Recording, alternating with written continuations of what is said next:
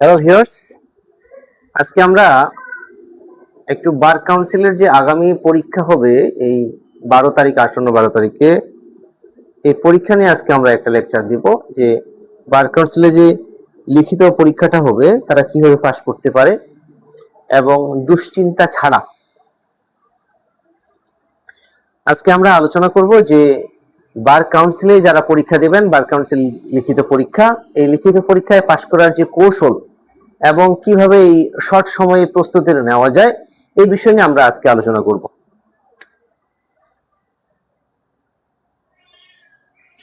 আমরা লেকচারটা দিচ্ছি সরল একাডেমি থেকে। আমরা আজকে দিব বার কাউন্সিলের যে লিখিত পরীক্ষাটি আছে,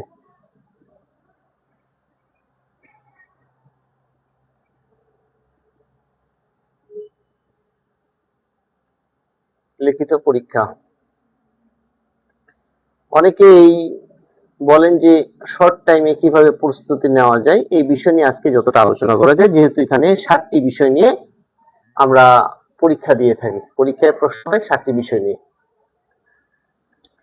তার মধ্যে বড় কয়েকটা সাবজেক্ট হচ্ছে PC, penal code, CrPC, CPC, evidence, evidence act 1, 2, 3, 4। এরপর হচ্ছে লিমিটেশন,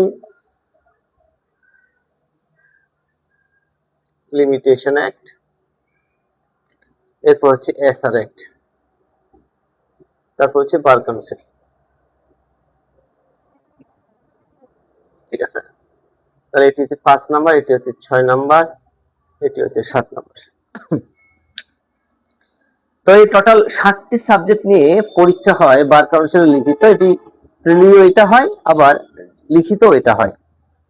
তার মানে যারা প্রিলিতে ফার্স্ট করছেন এই 12 তারিখে, আসন্ন এই মাসের 12 তারিখে যেহেতু পরীক্ষা তাদের, তো সেই ক্ষেত্রে আমরা আজকে চেষ্টা করব যতটা পারা যায়।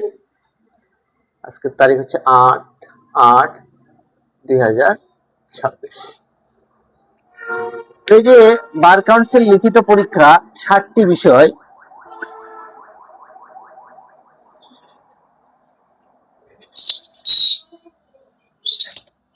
এই 7টি বিষয় কিভাবে পড়াশোনা করা যায় এই বিষয়গুলো নিয়ে আমরা আজকে আলোচনা করি। আপনারা সাথে থাকেন যারা আগামীতে বার কাউন্সিল অর্থাৎ এই 12 তারিখে যারা লিখিত পরীক্ষা দেবেন।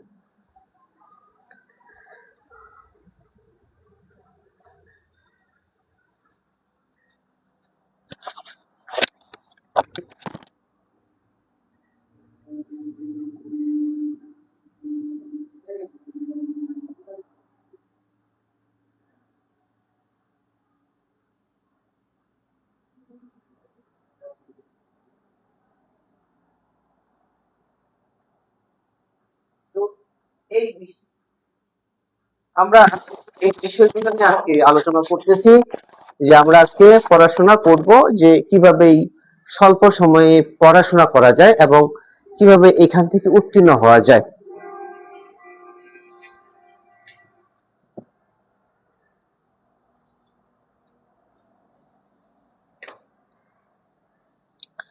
প্রথমত হচ্ছে যে আপনাকে প্রস্তুতি নিতে হবে।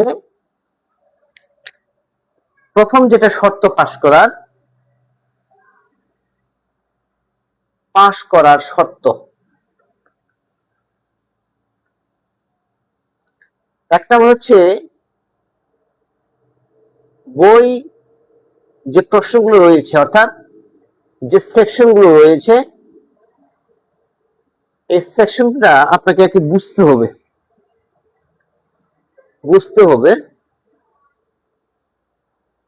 তারপরে এটা লিখতে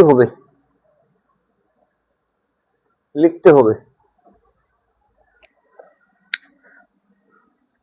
যদি আপনি পড়ে এটিকে না লেখেন তাহলে পরীক্ষায় লেখাটা অনেক কঠিন হয়ে যায়, যার কারণে এখান থেকে বের হয়ে আসা একটু কঠিন হয়ে যায়। তো এই জন্য বারবার আমরা বলি যে আপনি বাসায় একটু লেখেন, বাসায় লিখলে যে বিষয়গুলো হবে সেটা হচ্ছে যে আপনি অন্তত পরীক্ষা থেকে বের হয়ে আসতে পারবেন। পরীক্ষার হলে যে কোশ্চেন গুলো হবে সেখান থেকে আপনি বের হয়ে আসতে পারবেন।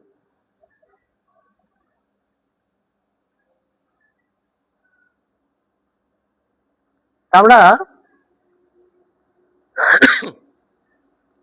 আজকে আমরা আলোচনা করতেছি যে কিভাবে পড়াশোনা করা যায় এবং এই পড়াশোনা করলে আমরা কিভাবে এখান থেকে বের হয়ে আসতে পারবো।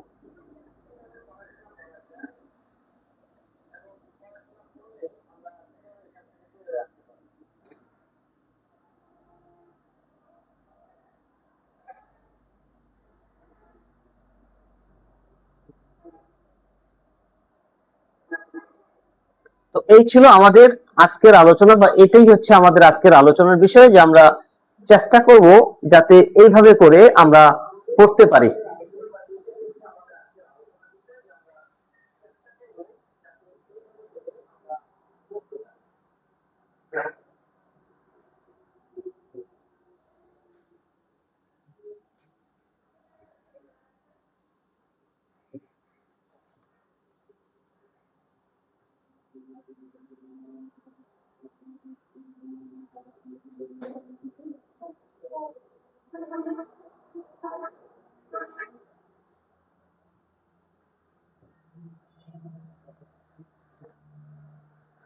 তাহলে আমরা এখন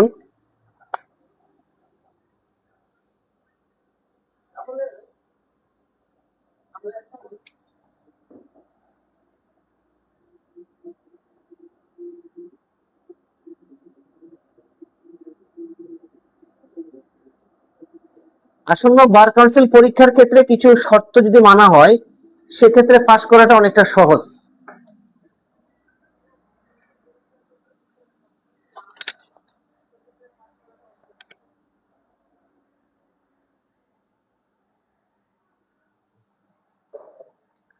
আমরা আজকে শর্টকাটে কিছু আলোচনা করি।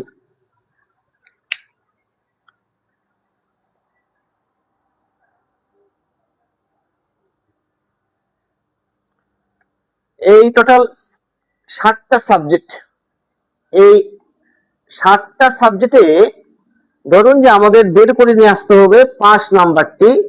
5 নাম্বারটা আমরা কিভাবে নিয়ে আসবো?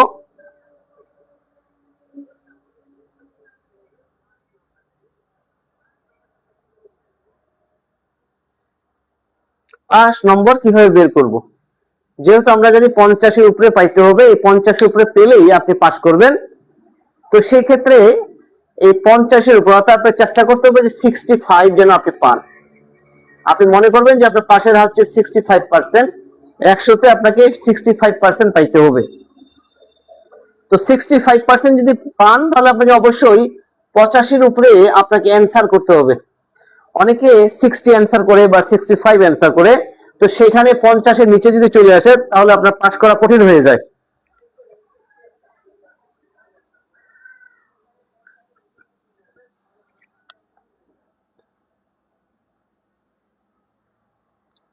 আমরা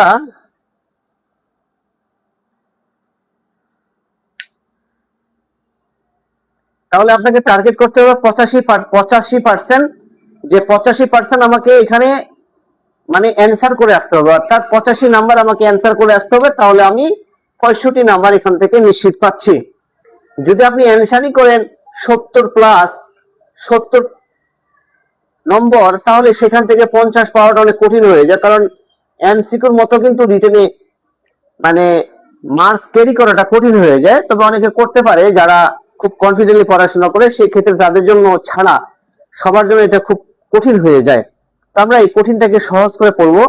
প্রথমে আপনাকে এই পিনাল কোড, যেটাকে আমরা দণ্ডবিধি আইন বলে থাকি 1860 সালের, তো এখানে কিছু গুরুত্বপূর্ণ ধারা রয়েছে, যেমন 34টি আপনি পড়বেন, 34-এর সাথে হচ্ছে 149 পড়বেন, তারপরে আপনি পড়বেন 300, সাথে হচ্ছে 299, তারপর হচ্ছে এখানে হচ্ছে আপনি এই 379 ধারাটিও আপনি পড়ে যাবেন। 379 ধারাটি যদি পড়েন তাহলে শাস্তি বলা আছে 380-তে বলা আছে, 380-তে বলা আছে।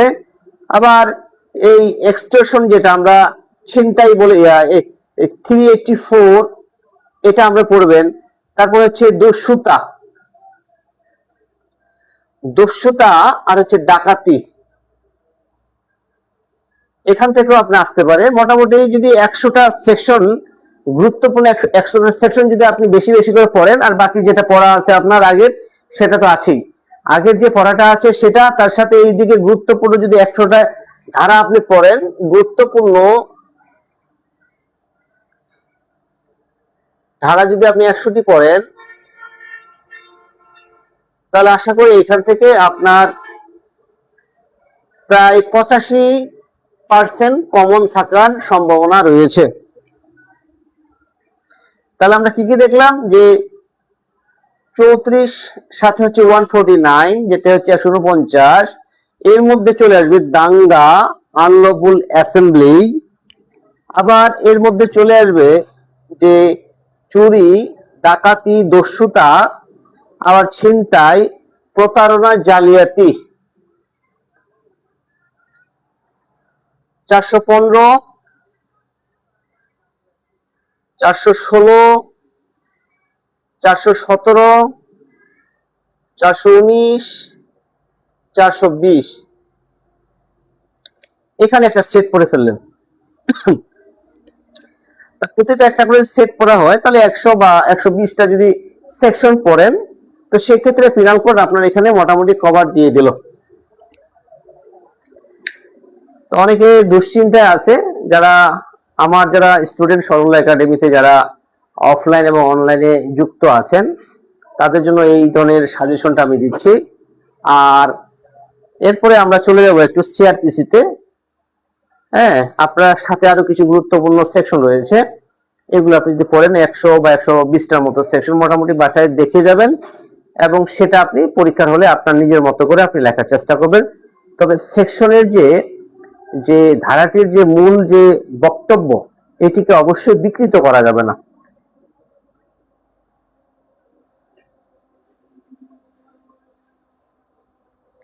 আমরা এবার সিআরপিসি তে যাই।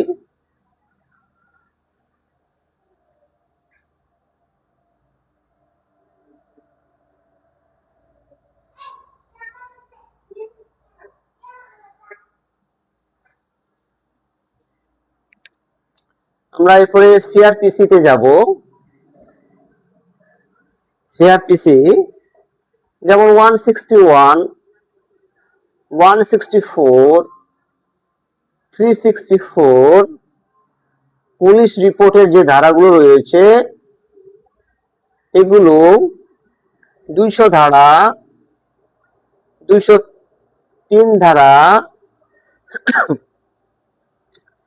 তারপরে মুসলেখার কিছু ধারা রয়েছে, তারপরে আপনার সাজার কিছু ধারা রয়েছে, যেটাকে আমরা বলতে পারি যে আপিল সম্পর্কে কিছু আপনি পড়তে পারবেন।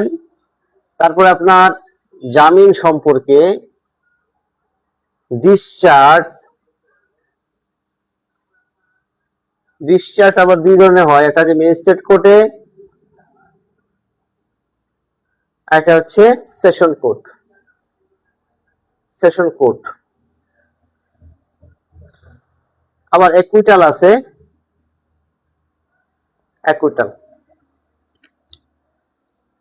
তো এইগুলো ধারা যদি পড়া যায়, তার সাথে আরো কিছু ধারা আপনি মিলিয়ে যদি পড়েন, তাহলে সিআরপিসি তেও আপনার কিন্তু মোটামুটি 85% কমন আসার সম্ভাবনা রয়েছে।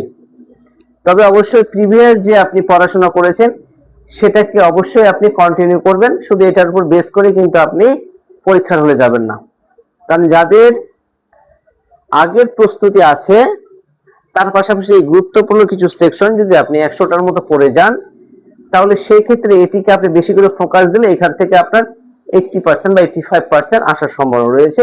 শুধু একটি আরেকটির সাথে কানেক্ট করে দিতে পারে। ধরুন যে আপনার উদাহরণ সহকারে দিতে পারে যে এ বি কে খুন করলো, তাহলে খুন করার ক্ষেত্রে যদি এ এখানে স্বীকারোক্তি দিয়ে দেয়,